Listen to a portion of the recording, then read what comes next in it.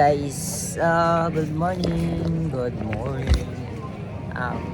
May ilalagay ako sa ko, sa buhok ko. Bagong gising pa ako, guys. Nandito ako ngayon sa tindahan. So, i-apply ko to, ilagay sa ko, hair. Ito kasi ay isang pangpa repair hair elixir. Iwan ko ba anong pag-pronounce ito, basta pang to siya. Parang siyang conditioner. Parang siya. Parang hindi mabulbul yung buhok mo daw. Ito yung nabili ko sa TikTok. Ito ay purpose niya is para maging healthy yung hair mo, tsaka ma-straight din siya. So, ito nga, i-apply ko siya.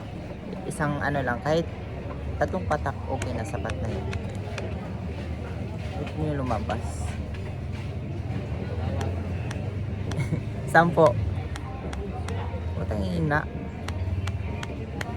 Basta, pag maglagay kayo nito, 3 lang, patak. Pang 10.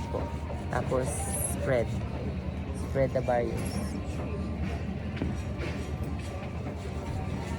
Ayan, spread then. Lagyan nyo na sa buhok, ganyan. Oh, diba? Ang ganda. Kasi yung buhok ko, kulot. Kulot ang buhok ko. Kulot buhok ko. Hindi nyo makita. Basta ganito. May iba-ibang variant ba version. Basta may something iba-iba siya, may kulay blue ba? Ay, hindi pala blue. Violet tsaka orange. Mga ganyan. Bilang pero pinili ko green. Kasi ito yung original. Mabango din siya. Para siyang sampagita yung amoy. Parang ganun. Tapos yung iba naman, nakaamoy nito, para siyang daw, yung nasa patay. Iba-iba naman tayo ng smell, guys. Lagdagan ko pa kasi kunti lang eh. Parang nakulangan pa ako. Ang ganda siya. So, lagyan na naman natin kunti. Kasi nakulangan ko, guys.